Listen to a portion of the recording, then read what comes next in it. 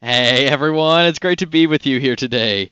I'm excited to talk to you guys about some of the Simulia solutions that are out there, some of those high-end simulation software solutions on this. So very excited. Like shown on the screen, my name is John Duffin. I'm one of the application experts here at MLC CAD Systems, and I just live and breathe simulation. Seeing how simulation is changing, improving the engineering world is just absolutely incredible. And honestly, my favorite part about this job, being able to see that in so many different companies. So today we are going to talk about SIMULIA Fluid Dynamics Engineer, particularly about using it for large-scale computational fluid dynamics or CFD simulations.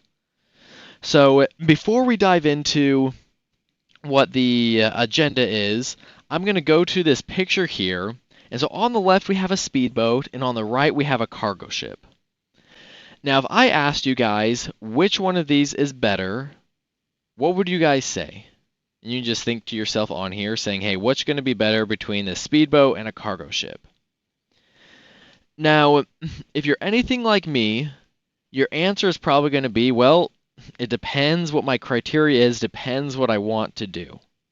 The speedboat, hey, can get you to places quickly of what you're doing. Hey, if you're water skiing, hey, that's going to be a great solution. I would love to see somebody try to water ski off of a cargo ship on there.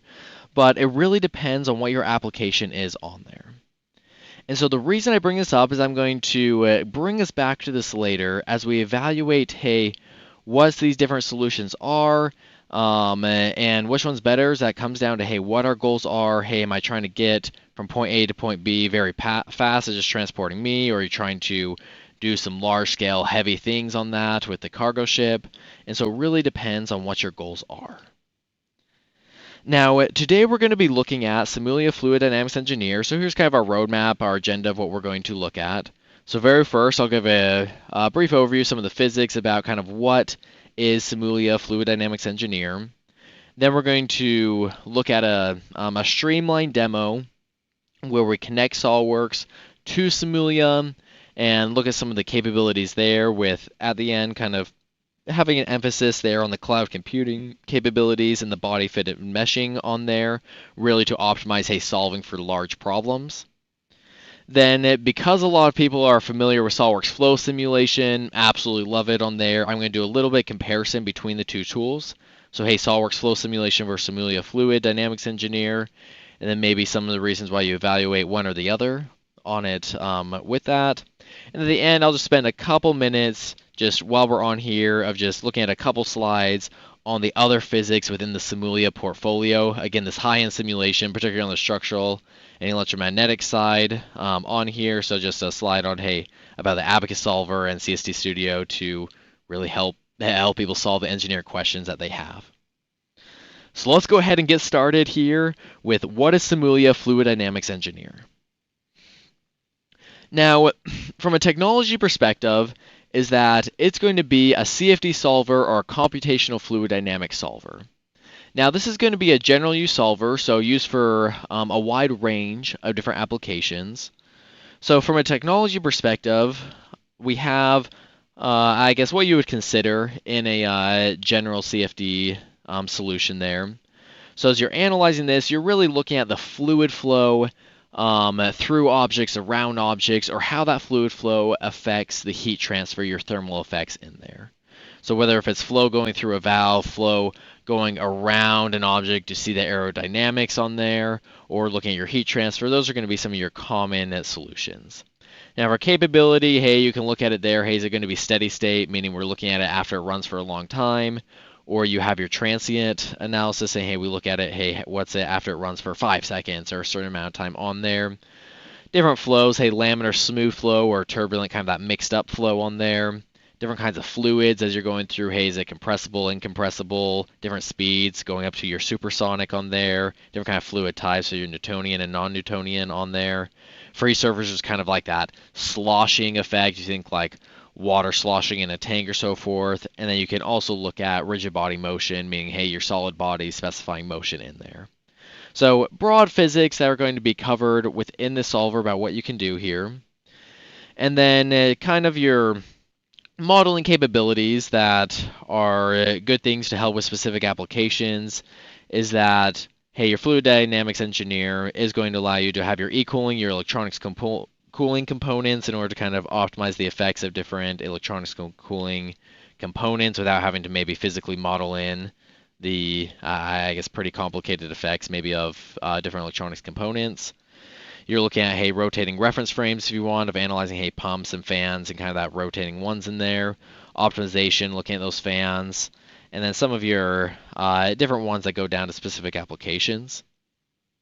Now, from your technology perspective as well, is that your fluid dynamics engineer is going to use a RANS-based turbulence model, which is a Navier-Stokes, which is going to be one of your common fluid dynamics equations that you're solving on there. Now within them is that there's three primary turbulence models that you can do on there that you see on there. So like one of your most common is going to be like, hey, your K epsilon, or you have your K omega on there, which is going to be ones that are a good general use, but then some that are, I guess, narrow down to kind of hone in your results in certain application types.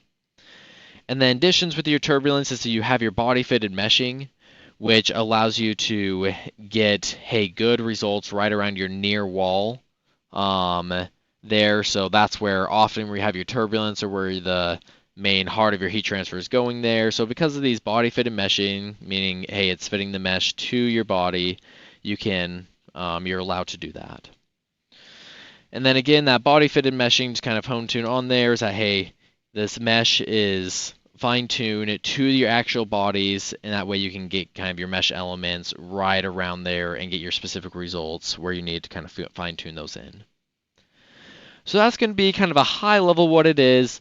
Really, it's a computational fluid dynamics tool that has your capabilities to solve a wide range of problems there, and I'll kind of hone into deeper here in a second about, hey, how it's really optimized, hey, for large problems, solving large simulations on this. So with that, let's go ahead and go to the Streamline demo here of connecting SOLIDWORKS to SIMULIA, and then at the end kind of focusing, hey, on that cloud computing body fitted mesh. So for this demo, we're going to look at this engineering example here of a heat exchanger. Now we look at this big heat exchanger here, and really, I mean, your main goal of a heat exchanger is going to be, hey, to transfer heat. You have a hot liquid coming in, and you're trying to cool it down generally on these heat exchangers, so that you can then continue using it. So being more effective in your cooling is going to be a very important part to your engineering designs. And in this case, because there's, hey, a lot of different walls, a lot of surface area that goes in there, that this ends up being a pretty large problem to solve from a computational fluid dynamics perspective. Lots of mesh elements that are needed to represent around each tube in order to accurately represent this. And so this is going to be a great example for what we want to show with our SIMULIA Fluid Dynamics Engineer on this. So on here, here's going to be our SOLIDWORKS CAD model that we have on here. So we see, hey, over on the left is going to be our hot fluid coming in there. It's going to go then through the tubes, and then on the right is going to be our cold fluid, so it goes in within there, and then forms your goal there of the heat exchanger on that front. So always with your simulations, you are answering, hey, what questions am I trying to answer? Sure, you'll get some cool colored plots out of it and things there, but it's really, okay, how is this making my designs better? How am I being a better engineer, making it better engineer designs with this? So with our KPIs, our key performance indicators on here, is our main question that we're trying to answer is that we want to maximize the heat transfer efficiency of the system. How effective is it at transferring heat of cooling down your fluid? Now, up here on the screen is kind of your classic formula for your heat exchanger efficiency on there. So a 1 would be 100% efficient, or like a 100 on there. And so, so between that, hey, we want a higher number. Now, our second metric that we're looking at is that we want to minimize the pressure loss across the system. So you're looking at the pressure on the inlet versus the outlet. We want to minimize that pressure loss if we can on there. So that we can have a more, I guess, efficient system, especially with what's pumping it through. What's pumping it through on there. Now, our last one is that we want to be able to identify regions or areas in our model where maybe recirculation's happening or there's fluid that's not moving, that's stagnant on there, and really identify where we can make this more efficient for our simulations. And so those are going to be our three things that we're going to be looking at for this heat exchanger here. So here's a look at the heat exchanger. And so within here, we'll go ahead and I'll start in SOLIDWORKS. And hey, we're looking at this model here. Hey, within SOLIDWORKS with the heat exchanger with it, and we see some of these baffles. Now, one thing I do want to note with these baffles is that they're kind of rotating around like a spiral, like a screw of what they're doing there. And so what we're going to do is we're going to say, hey, like how many like revolutions of these baffles is going to be needed to have a efficient system. So we're going to be looking at that, how effective it is at transferring heat based on that. So again, with these high-end simulations, the thing I want to note is that we're starting these in SOLIDWORKS. Is that these models are connected to SOLIDWORKS parametrically, so even when we set up our simulation in the SIMULIA environment, is that they are still connected to your CAD model, so hey, you change your design and you don't have to reset up your simulation, is that's all connected there. So right here, kind of our main goals, just to emphasize what I said before, is that we want to maximize our overall thermal efficiency of what we're doing, and then minimize that flow pressure losses. And so here within here, as the engineer, we go ahead and we start this simulation here within SOLIDWORKS, saying, hey, I'm going to do a SIMULIA Fluid Dynamics Engineer simulation on here. So go ahead and click on that. It's going to launch it here in the environment that we can now set up this simulation.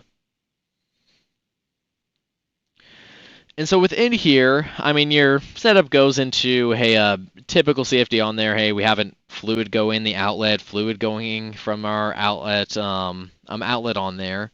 But really what I want to focus in on here is going to be the mesh and this body-fitted meshing.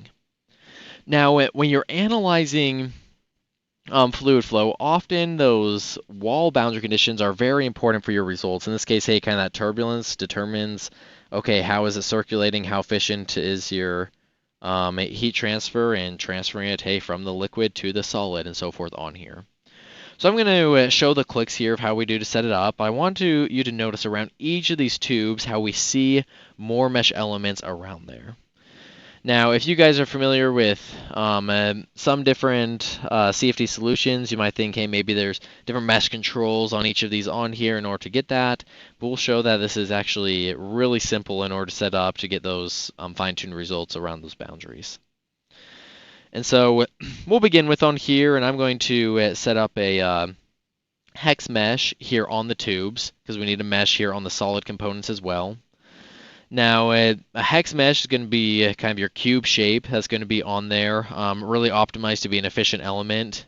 Kind of as a side note, is that for your other simulation solutions, like I spend a lot in your high-end structural simulations as well on here, is that you can actually reuse this mesh for your structural there, but very efficient element type that you can use, saying like, okay, we'll set up these tubes on this one here. Now from here, now I'm going to do a mesh of the fluid domain. It's going to be on here. And so this is going to be a body fitted meshing, so it fit it to the bodies that are there, but in the fluid domain.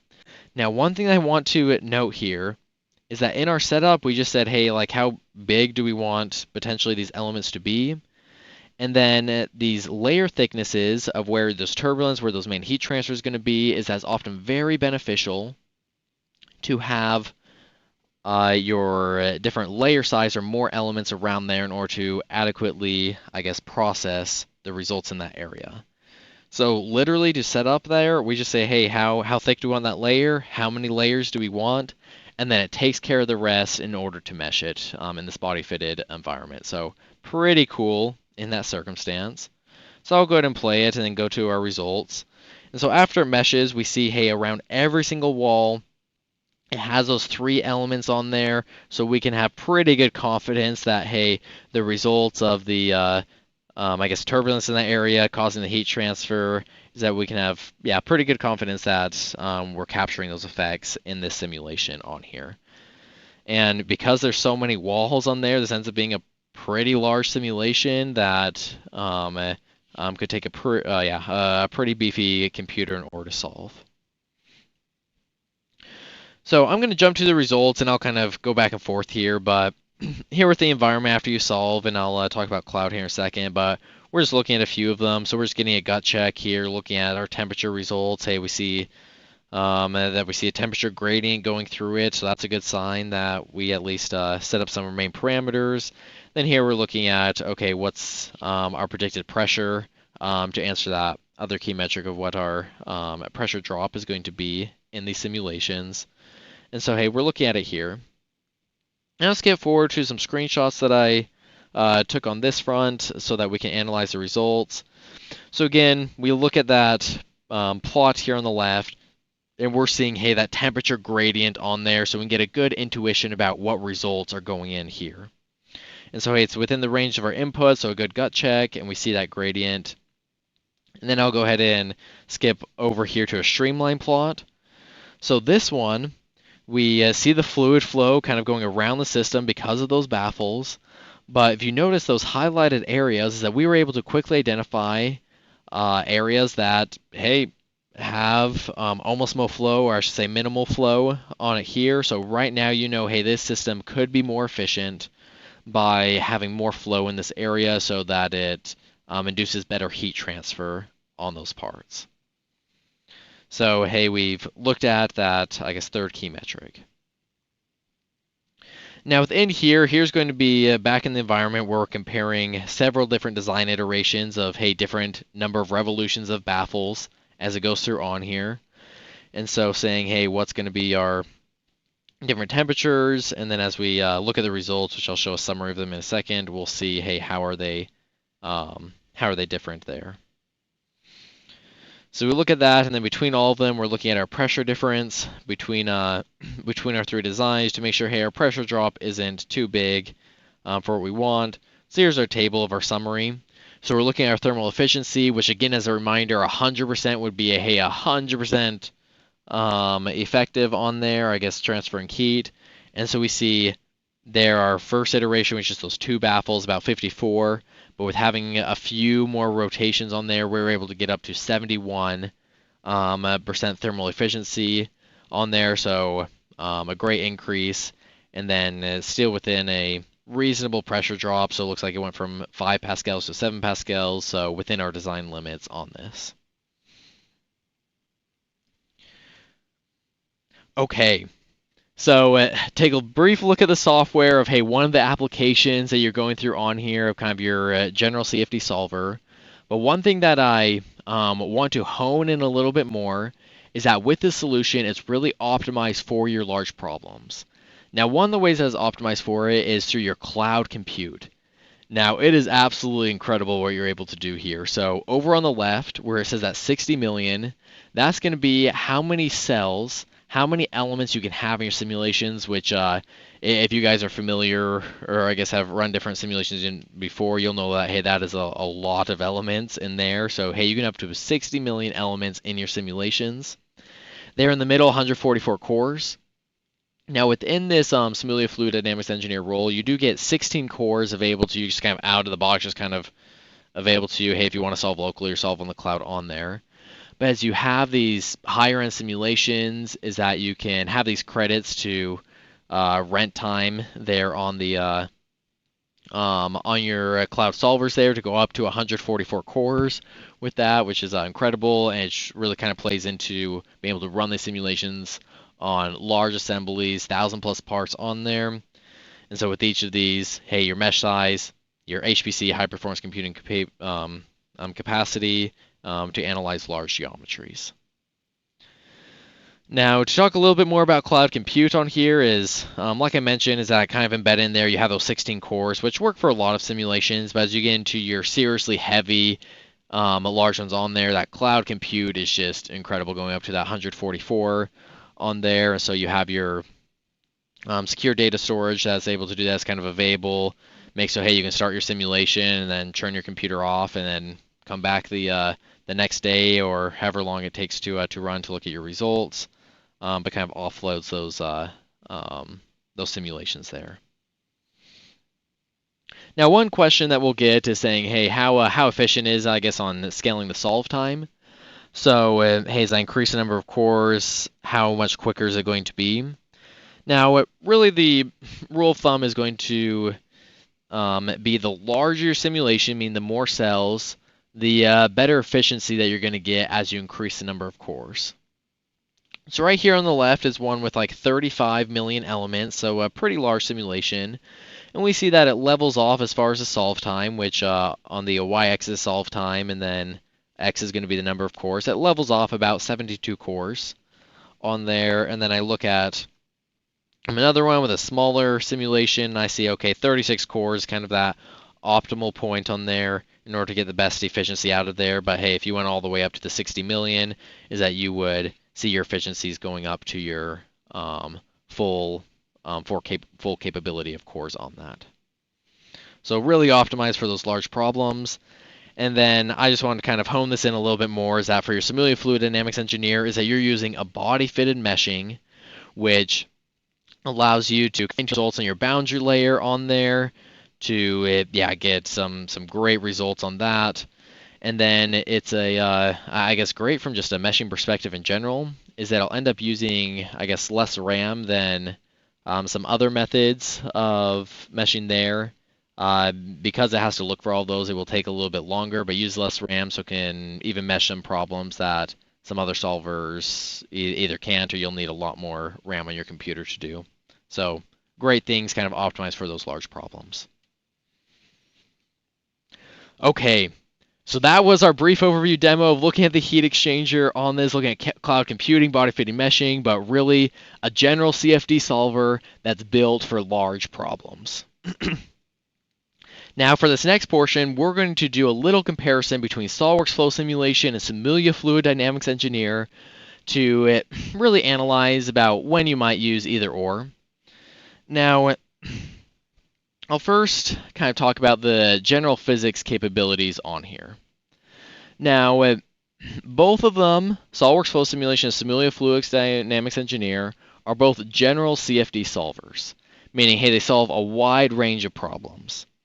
Now, I'll say from a physics capability, they are very similar, as saying, hey, the types of problems that they're able to solve from just purely physics on there. And so they both, kind of to reiterate what I talked about before, are going to look at, hey, steady state transient, laminar turbulent, thermal problems, and so forth. So you go down the list. They both can use a K-epsilon turbulence model and so forth with there, but going to be very similar as far as capabilities on there. Now, your SIMULIA Fluid Dynamics Engineer is going to have a few more capabilities on the physics side for specific applications.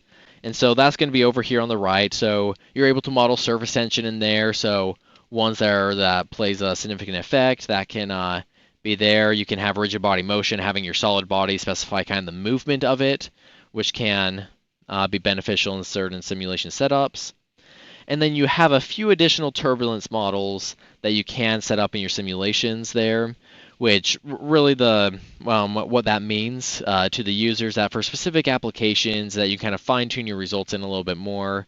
So like one of them is going to be used more for like external fluid flow of your aerodynamics and stuff on there. So those are going to be the main difference from a purely physics perspective. Now, to hone in on some of the root of this webinar here, so talking the difference about solving large simulations, is that both of them can solve large simulations, but as you get into those, I say really big ones, but those more cargo ship size ones there, is that's where your SIMULIA Fluid Dynamics Engineer role really shines. Be able to have your cloud compute up to 144 cores and really solve problems that maybe get so big that your SOLIDWORKS Flow Simulation can't handle, or you're going to need to get a very expensive computer in order to do it. So that's where it goes there. Now, you might think at this point that, hey, why would you even do SOLIDWORKS Flow Simulation if, hey, the physics capabilities are very similar but a little bit more and it can solve larger? But I would say this last one with the comparison really comes on there of ease to use. Now, both of them are going to have built-in tutorials and stuff that you can use, and then obviously with MLC, our goal is to help you succeed with your business goals. So hey, we'll have trainings or things on that front. But SOLIDWORKS Flow Simulation is built into your SOLIDWORKS UI. So generally I've seen, hey, it's easier to pick up and learn in that circumstance. So you're probably going to get to your results quicker, especially for ones that are going to be your more medium-sized simulations on there, is that you're going to get to your results quicker in that circumstance. But for SIMULIA Fluid Dynamics Engineer, great tool, but it's going to take a little bit longer to pick up. Hey, just learning a new UI and kind of aspects of that that come with that. Just want to make that note. So then it goes back to what we talked about there, saying, hey, which one is better? So it goes back to our example of saying, hey, what's better, a speedboat or a cargo ship on there? And it all depends on what your purpose is. Now, this isn't a perfect analogy, so don't hold my feet to the fire with some of these, but with your speedboat, in my comparison, that's going to be more of your SOLIDWORKS simulation. Hey, in your SOLIDWORKS Flow simulation is saying, hey, that's going to be in the same UI. You'll probably get to your end results quicker, kind of what you're used to on there. Used very widely in a lot of applications, so a lot of forms and stuff out there with it. And so that's going to be it there. But at the end of the day, hey, both can get you from point A to point B. But for your SIMULIA Fluid Dynamics Engineer, it can do, I guess, all the capabilities that you can, I guess, from getting point A to point B as a speedboat. But it allows you to do those more heavy loads, I guess your heavy cargo on there, of your large simulations on it there. So really it comes down to, what are your goals? And maybe you don't know exactly, and that's where we come in, where we'll have lots of conversations with people saying, hey, what's your business goals? What are you guys trying to achieve? What are the simulations that you're hoping to run on there? And then we can help kind of fine-tune the plan to see what's going to be best for you. Because, hey, maybe one solution is going to be better versus the others on there, and so I won't tell you, hey, which one's going to be best fit for you until we kind of talk about it and understand what you need to accomplish. Okay, so that wraps up our SOLIDWORKS Flow Simulation versus SIMULIA Fluid Dynamics Engineer. And the last thing I just wanted to do in here is say, hey, within the SIMULIA brand, that's going to be your top tier simulation solutions of solving, hey, some of the most complex engineering problems out there. And so I just want to give a brief plug on some of the other SIMULIA simulations, which on the structural and electromagnetic side on here. So again, just brief, just so kind of as awareness on this. But within the SIMULIA structural solutions on here, this is where you have the abacus solver. Those that are familiar in the structure world are probably very familiar with the with abacus and kind of how I guess renowned of a solver that it is. So here in the SIMULIA structural, it's going to actually be in the same UI that you would be doing your SIMULIA Fluid Dynamics Engineer, but you can just solve some seriously complex problems that that not many structural simulation solvers can. And so we look at some of these, hey, you're looking at damage and impact, sheet metal forming, blow molding, and some of these here. So just for those that are familiar with structural, you'll just know the power of some of these simulations on it here. So absolutely incredible within the SIMULIA Portfolio, what you're able to do, and that same idea of having your connection to SOLIDWORKS. So, hey, you set up your models in SOLIDWORKS and it's connected. So, hey, you make design changes and it's propagated on the way through with that. And the last plug here for your awareness is with your electromagnetics applications. And so previously, several years ago, is that, hey, when different SOLIDWORKS people come to us and saying, hey, we have these electromagnetic applications, what solutions we have, is that we really had to tell, hey, there really wasn't anything in the portfolio. But now with our, I guess, different partnerships and different things there, is that now there is access to really one of, if not the best, electromagnetic simulation softwares out there with CST Studio Suite. And so, again, I'm not going into this webinar, but you have all sorts of applications going into with, hey, your low frequency of, hey, analyzing motors or doing some of your sensors on that front, to some of your high frequency, hey, analyzing antennas or where these antennas are going to be placed and so forth on here, or design of things. I mean, so many things are connected with the Internet of Things nowadays, is that, hey, analyzing, hey, will it work? Will it interfere? Or with a lot of products being interacting with human, making sure that it complies with your regulations that are there with that. Hey, you simulate all of that with it there. So just want to make those brief plugs. But hopefully you're able to learn a little bit about the SIMULIA Fluid Dynamics and get a little exposure to the rest there. Obviously, we didn't go into detail about every application here, but feel free here to ask any questions.